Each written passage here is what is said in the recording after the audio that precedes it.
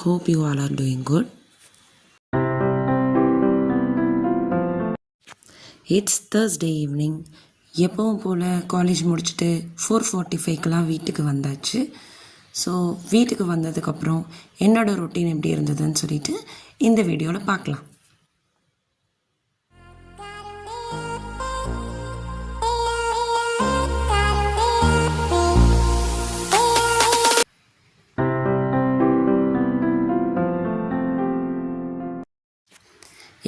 வீட்டுக்கு வந்தாச்சு. வீட்டுக்கு வந்த உடனே ஃபர்ஸ்ட் வேலையாக என்னோடய ஸ்கூட்டி சாவி, அதுக்கப்புறம் என்னோடய ஹேண்ட்பேக் எல்லாத்தையும் அதோட பிளேஸில் வச்சுட்டு நேராக கிச்சனுக்குள்ளே போயாச்சு.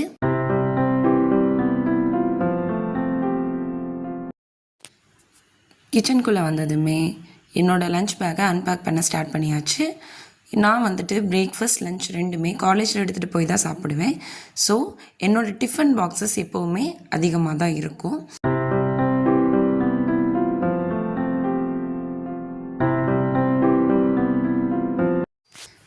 சேம் டைம் தம்பியோட லஞ்ச் பேக்கையும் அன்பேக் பண்ணுறேன். அவனுக்கு மார்னிங் டிஃபன் ஊட்டி அனுப்பிச்சிடுவோம். ஸோ ஆஃப்டர்நூன் லஞ்ச் மட்டும்தான், அதோட ஒரு ஸ்நாக் பாக்ஸ் மட்டும்தான் கொடுத்து விட்றோம். ஸோ எல்லா பாக்ஸையும் எடுத்து சிங்க் ஏரியாவில் போட்டாச்சு.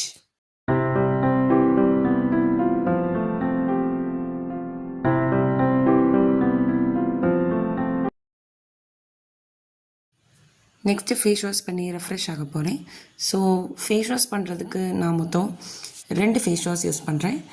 ஃபர்ஸ்ட் ஒன் ஒரு க்ரீமி அண்ட் ஜெல் பேஸில் இருக்கக்கூடிய ஒரு ஃபேஸ் வாஷ். இந்த ஃபேஸ் வாஷ் நம்மளோட ஃபேஸில் இருக்கக்கூடிய மேக்கப் அண்ட் சன்ஸ்க்ரீன் எல்லாத்தையுமே தரவாக வந்துட்டு குயிக்காக க்ளீன் பண்ணி கொடுத்துரும். நெக்ஸ்ட் நான் யூஸ் பண்ணுறது இந்த ரெஃப்ரெஷிங் ஃபேஸ் வாஷ் தான். இது ஒரு ஜெல் பேஸில் இருக்கும். இதை யூஸ் பண்ணும்போது இதுக்கு முன்னாடி யூஸ் பண்ண அந்த க்ரீமி ஃபேஸ் வாஷ் முதற்கொண்டு எல்லாத்தையுமே கம்ப்ளீட்டாக ஃபேஸ்லேருந்து ரிமூவ் பண்ணி கொடுத்துரும்.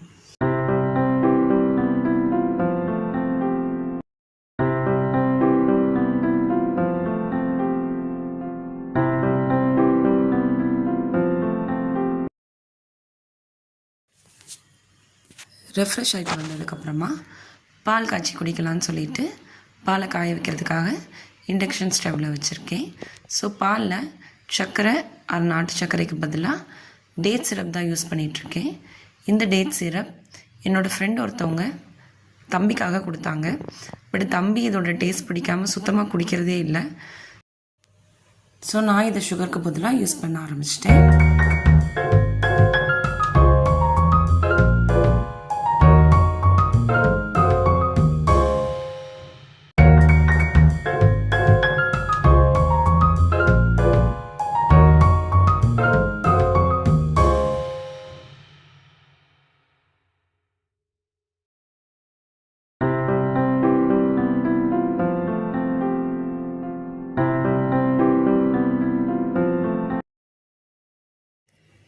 நெக்ஸ்ட் டே கீரை குக் பண்ணி எடுத்துகிட்டு போகலாம் அப்படின்னு சொல்லி ஒரு பிளான் இருந்தது.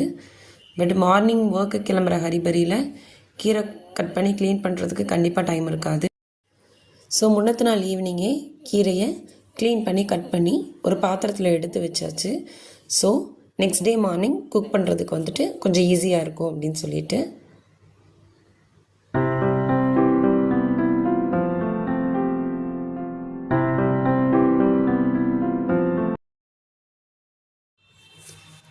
நைட்டுக்கு டின்னருக்கு ரவா கிச்சடியும் கோகனட் சட்னியும் தான் ரெடி பண்ணலாம் அப்படின்னு சொல்லி ஒரு பிளான் பண்ணியிருந்தேன். ஸோ ரவா கிச்சடிக்கு கேரட், க்ரீன் பீஸ் இது ரெண்டும் தான் இருந்தது. ஸோ இதை மட்டும் ஆட் பண்ணி கிச்சடி குக் பண்ணிக்கலாம் அப்படின்னு சொல்லிட்டு பிளான் பண்ணியிருந்தேன். கிச்சடி வீடியோ ஆல்ரெடி ஷார்ட்ஸில் அப்லோட் பண்ணியிருக்கேன், பார்க்காதவங்க பாருங்கள். நெக்ஸ்ட் கோகனட் சட்னிக்கு ஒரு மிக்சர் ஜாரில் தேங்காய், பொட்டுக்கடலை, சீரகம், 2 பல் பூண்டு, இஞ்சி, 2 காஞ்ச மிளகாய் மட்டும் போட்டு நல்லா அரைச்சதுக்கப்புறமா வாட்டர் கொஞ்சம் ஆட் பண்ணி நல்ல மைய பேஸ்ட்டாக அரைச்சி எடுத்துக்கோங்க. அதுக்கப்புறம் தாளிப்புக்கு தேங்காய் எண்ணெய், கடுகு, கருவேப்பில், வரமிளகா போட்டு நல்லா தாளித்து கொட்டிட்டிங்கன்னா தேங்காய் சட்னியும் ரெடி. இப்போது டின்னர் வேலையை முடிச்சாச்சு.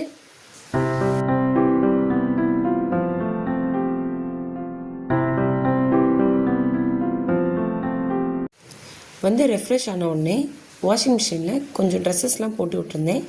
இப்போ மழைக்காலம் அப்படின்றனால அப்பப்போ கொஞ்சம் கொஞ்சம் ட்ரெஸ்ஸஸாக துவச்சி எடுத்துக்கிற மாதிரி தான் இருக்குது.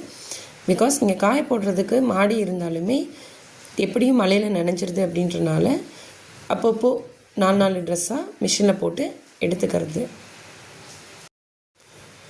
ட்ரெஸ்ஸஸ் காய போட்ட கையோடையே கொஞ்சம் வெசல்ஸ் எல்லாம் இருந்தது.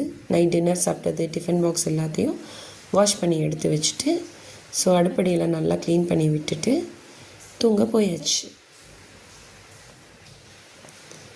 இந்த மாதிரி வீடியோஸ் பார்க்க உங்களுக்கு பிடிக்கும்னா என்னோடய சேனலை சப்ஸ்கிரைப் பண்ணிக்கோங்க. தேங்க்ஸ் ஃபார் வாட்சிங்.